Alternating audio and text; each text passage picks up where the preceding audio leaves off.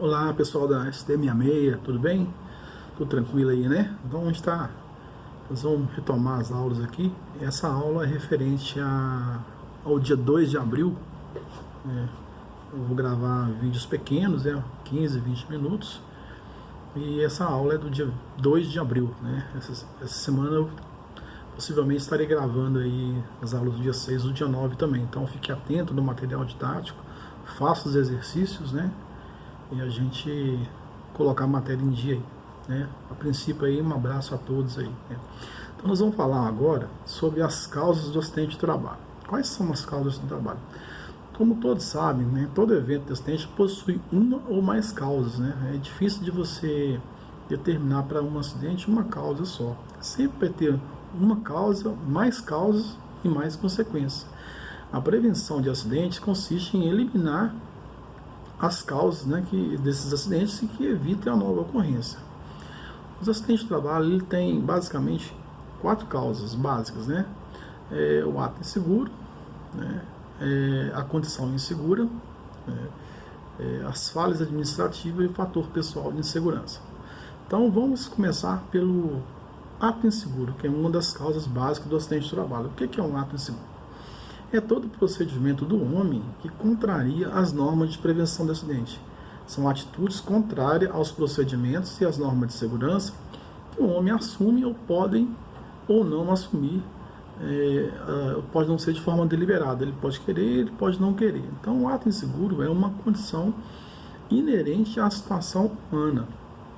Alguns exemplos de ato inseguro: ficar junto ou sob uma carga suspensa, colocar parte do corpo em local perigoso, operar máquinas ou equipamentos sem habilitação ou autorização, lubrificar ou ajustar máquinas em movimento, imprimir excesso de velocidade com a máquina, o equipamento, alterar dispositivo de segurança, não usar EPI, né?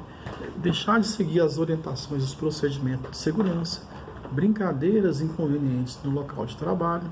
Então tudo isso são fatores relacionados à pessoa, não, ao ser humano. Então são fatores comportamentais, né? São os atos inseguros que de forma voluntária ou não transgride as normas de segurança e provocam acidentes. Então trabalhar no comportamento do homem, da pessoa, é importante. Sou capaz de dizer que 80% dos acidentes, né, são relacionados ao comportamento humano. Então, se a gente trabalhar de forma efetiva em cima desse comportamento, é possível que a gente reduza aí bem o número de acidentes e incidentes com relação a essa causa básica. Então, uma das causas básicas seria esse ato inseguro ou ato inadequado. A segunda seria as condições inseguras. O que é condição insegura, né? São circunstâncias externas, né, que dependem, incompatíveis ou contrárias às normas de segurança. Pode ser descrita como deficiência, defeito, irregularidade técnica na empresa, local de trabalho, que constitui risco para o trabalhador. Ao contrário do ato inseguro, a condição insegura ela tem muito a ver com as máquinas, com o equipamento, com o local de trabalho, com o layout, né? Ela não tem a ver com o comportamento humano, apesar que o comportamento humano pode gerar uma condição insegura. Pois bem, aqui eu vou citar alguns exemplos de algumas condições inseguras, né? Para vocês terem uma ideia o que é uma condição insegura. Pois bem, condição insegura pode ser uma área insuficiente, corredor obstruído, né? Arranjo físico mal projetado, o local apertado, a máquina não tem circulação, piso fraco ou irregular, excesso de ruído, iluminação inadequada, né? Instalações elétricas impróprias ou com defeitos, falta de organização e limpeza, a ventilação, né? O sistema de exaustão inadequado ou defeituosa, falta de proteção em partes móveis, né, e de agarramento, máquina apresentando defeito, desvio ou improvisação de processo, proteção insuficiente ou totalmente ausente, né, EPIs impróprios ou com defeitos. Então tudo isso é uma condição insegura, né? A condição insegura, ela carece de uma falta de estrutura para o trabalhador. Então já falamos de dois, né? O primeiro foi o ato inseguro, condição insegura. Agora vamos falar de um aspecto importante que é o fator pessoal de insegurança. O fator pessoal de insegurança é qualquer fator externo que leva o indivíduo à prática do ato inseguro. Por que ele pratica o ato inseguro? Porque ele está vivendo um momento ruim, né? E que tem características físicas ou psicológicas, né? Com relação à depressão, à tensão, à excitação, à neurose, etc., né? Ou então problemas sociais, né? Problemas de relacionamento, preocupação com a necessidade de educação, dependência química, né? A pessoa se envereda aí pelo ramo das drogas, né? Congênito de formação cultural, às vezes a cultura da pessoa é contrária, né? E o comportamento do trabalhador ele altera, ele comete atos inseguros, ele acha que aquilo ali não é, que é uma coisa normal. Então o fator pessoal de insegurança está muito ligado à questão psicológica, física do trabalhador. O trabalhador que dormiu mal, o trabalhador que está passando por problema particular, ele fatalmente vai cometer ato inseguro. E esse terceiro fator, que é o fator pessoal de insegurança, é um fator que as empresas pouco trabalham, né? Mas nesse fator pessoal de insegurança estaria todos os nossos problemas, né? Então, trabalhar na base, numa boa base para o empregado, para dar condições tranquilas para ele trabalhar, condições psicológicas, físicas, mentais, né? Fazer um acompanhamento do trabalhador que está com dificuldade é muito importante. Ok? Então, essa é a terceira causa básica. Qual que é a quarta causa básica? Seria os fatos catastróficos, né, que são fenômenos da natureza, onde se enquadra terremoto, maremoto, vulcão, relâmpago, enchente, né? Esses fatores não tem como a gente trabalhar, né? Então, só tentar minimizar as consequências através de estatística, né, da região, o que for, tentar minimizar alguma coisa, mas assim, só na base de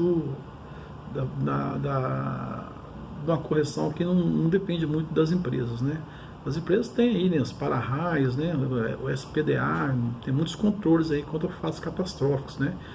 Na questão de barreira, na Vale do Rio Doce, lá tem os controles dela, apesar de houve falhas, né? Mas sempre há planos de emergência para cumprir isso aí, mas está dentro aí das causas básicas, né?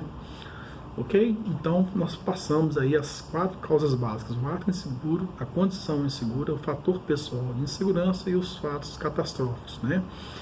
Bom, agora vamos falar um pouco sobre a responsabilidade da empresa. A empresa é responsável por todos os acidentes que ocorrem dentro do seu, né, no seu âmbito de trabalho, dentro da sua fábrica. Então, quando ocorre um ato ilícito, o que é um ato ilícito? Né? Um ato ilícito é a manifestação ou omissão da vontade que se opõe à lei. Pode gerar responsabilidade penal ou civil, ou ambas. Não? Quando a pessoa transgride uma norma, ela comete um ato ilícito. E o ato ilícito ele pode ser de 2 tipos, né? Primeiramente, ela pode ser culposo ou doloso, né? O que é o ato ilícito culposo, né? Doloso primeiro. O ato ilícito doloso é a ação ou omissão voluntária ou intencional. A pessoa tem a vontade volitiva de praticar aquele ato. Eu vou fazer aquilo, eu vou correr aquele risco. Então ele faz com toda a consciência que ele vai colher todos aqueles resultados. Então ele age com dolo, ele age com vontade de fazer, vontade de produzir aquele resultado. E tem um ato ilícito culposo. O que é o ato ilícito culposo? É aquele praticado por negligência, imprudência ou imperícia, né? A negligência, a imprudência, a imperícia são os elementos da culpa. Então ele não age como no dolo, querendo o resultado, mas por negligência, por imprudência ou imperícia, ele vai alcançar esse resultado e então ele vai se enquadrar no ato ilícito culposo, né? Ato ilícito culposo. Então é importante saber isso porque na investigação de um acidente é importante para você adotar alguma ação, alguma correção, se ele teve culpa, se ele teve dolo, né? E esses elementos da culpa, quais são, né? Que são a negligência, a imprudência, a imperícia. O que é negligência? É uma omissão voluntária, né, de diligência ou cuidado. Por exemplo, a falta ou demora de prevenir ou obstar um dano. Então a empresa tem lá uma máquina com problema, né, com a falta de proteção, e a empresa não demora a tomar cuidado e acaba que provoca um acidente. Então isso é uma negligência, né? Por exemplo, permitir que seus empregados trabalhem sem EPI, deixar de alertar sobre situação de risco ou não cobrar os cuidados de segurança. Isso aí é negligência da empresa. Então é um agente, é um elemento da culpa. Imprudência. A imprudência é uma forma de culpa que consiste na falta involuntária de observância de medidas de precaução de segurança, de consequências possíveis que se fazem necessárias no momento para evitar um mal ou uma infração. Por exemplo, ultrapassar veículos pelo acostamento, não utilizar a EPI. Isso aí é uma imprudência. E a imperícia, o que é imperícia? A imperícia é a falta de aptidão especial ou experiência ou de previsão no exercício de ter determinada função ou profissão, arte ou ofício, ou seja, o empregado que não é treinado, não é preparado para aquela tarefa, e ele lá vai e executa aquela tarefa, né? Então o empregado desconhece detalhes técnicos. Por exemplo, o operador de empilhadeira, se não é habilitado, pega uma empilhadeira, ele está agindo com imperícia, ele não sabe operar a empilhadeira, provoca um acidente. É um dos elementos da culpa. Ele não quis produzir o resultado por maldade, né? Por dolo. Ele achou que poderia operar e não sabe operar.